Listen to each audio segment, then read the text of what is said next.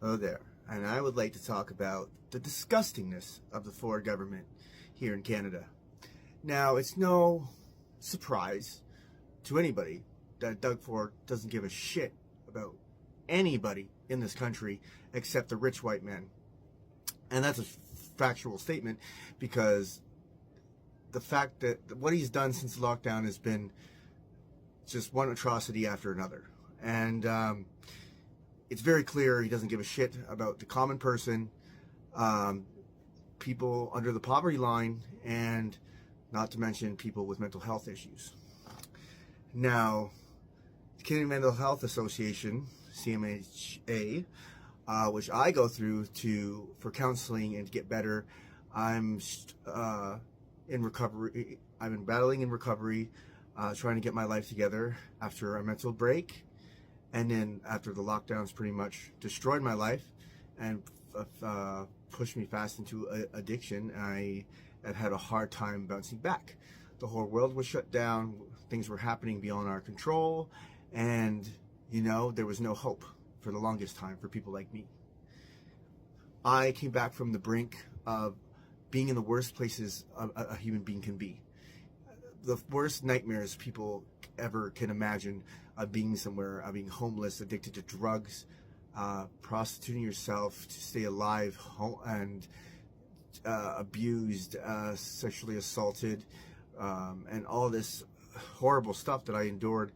And it's been such a fight to come back from that. Now, the Doug Ford government just made a $2.6 million cut to their funding. Let me tell you right now that the wait times are ridiculous. People fall through the cracks. I fell through the cracks 3 different times, going to emergency services, trying to get all these channels going, because there's so many hoops to jump through to get there, and most people don't survive making it through all the hoops, let alone survive the wait times, let alone survive period of just having the right information to get well in the first place. I had to go through hell to get everything set up just to get help that should be available to me, period. And now they don't want to cut funding for the programs, so they have to lose 30 people who work there. Now, there's barely any people that work there as it is. Like I said, the wait times are ridiculous, and I really like my counselor. My counselor has set me up with rehab, set me up with resources, set me up with medication. I'm now stable, living as much as a normal life as I can be, considering I have PTSD, and it's all thanks to CMHA, sorry. I have dyslexia. And, it's vital for the community. We have a growing health crisis in this country. It's ever since COVID, it's like you really screwed us over with the whole COVID thing. Now people are messed up, and now you're going to take away funding to help those people. That's your fault they're messed up to begin with. Now, that is a messed up thing. I don't know how we keep letting the government get away with this bullshit. And freaking housing prices and grocery prices, and nobody's doing anything about it. We outnumber them. We are stronger than them. If everybody protests tomorrow, they would have no choice but to listen to us. We are the majority of this country. They are not. And it's just frustrating that nobody wants to stand up and do this. Now, I am a half Aboriginal person. My ancestors almost got wiped out for a free country that we no longer have. Freedom of speech is no longer a thing. They censor what we say on social media, on this and that. The other thing, there is no more. We gave up our rights during COVID and nobody noticed. Nobody put up a fight and nobody cared. And now they're complaining now because of what we don't have. Well, we have to band together and do something about this, because it's not going to get better. It's only going to get worse. Our children and our children's children are going to be the ones that truly pay the price for the consequences for these actions and for the lack of anyone doing anything now. All people want to do is fill their faces with junk food and order off, freaking skip the dishes or Uber Eats or whatever like that, waste their money, and We are going to go through a food crisis. We're going to go eventually through a water crisis. This is going to affect everyone on this planet. We already see climate change having a huge effect on our weather. How long can we ignore this before we're totally screwed? I just don't get it. Our priorities are messed up. They're not in order. We need this planet to survive. It does not need us to survive. We need it to survive. Yet we are treating it like we have tons of planets to go to, tons to choose from. It's not going to be that way. We're running out of time, and we're running out of time quick.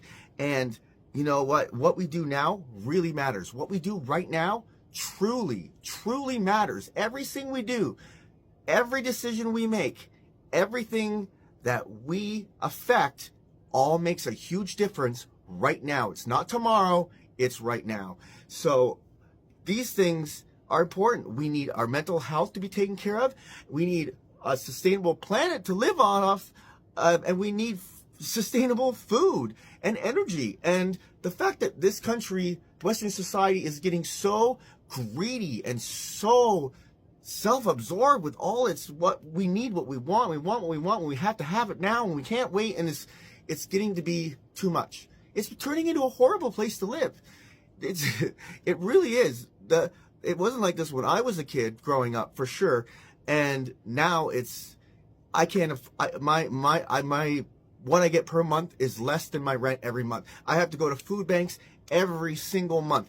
I can't have the care that I need to get better so I can eventually go back to work, which is my goal, and go back to school. And I want to do these things, but they're making it so freaking hard to just live a normal life. And that's all I want. That's all people in my position want, is to be treated fairly. We are not scum of society. We are not garbage.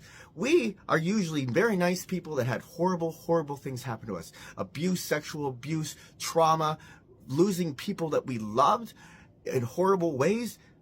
And that affects the person, that affects people very, very differently in their brain. And we never got taught how to manage our feelings to begin with.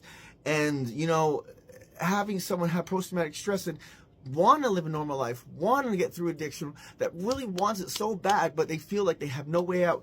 I remember it. I remember feeling hopeless, and society keeps you this way. People crossing the street to get away from you because they think you're just a crazy drunken fool or drug addict, and it hurts. It hurts to be less than, to be seen as less than. Nobody's less than. No one's better than anybody else. A bad series of events, a bad couple circumstances, or a bad decision can get anybody there. All that security that they say we have means nothing. I lost everything I had. My whole life I spent 15 years building in literally less than a month. All gone just because of abusive relationship and a couple bad circumstances. It can happen literally to anyone, and nobody knows how close they are to just that little bit push of putting you there. And then when you're there, there's almost no way out. The government makes sure of it, because nobody cares if drug addicts die. Nobody cares. Nobody cares. They're not family. All their friends abandon them.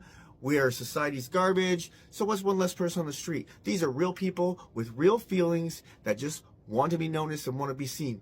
And granted, you know, the drugs affect you, but I was a very different person when I was in active addiction. But when I got well, I started having all those character traits that fall off. A functional person again. Those people are people that can be functional people again as well. They're not just to be cast off like they're nothing. And, you know, the fact that we do that as a society is disgusting. So maybe this is a reality check of what life is really like for people like us. But reality check. This is what life is really like for people like us. It's time to stand up and make change, people. Come on. That's enough for today. Bye.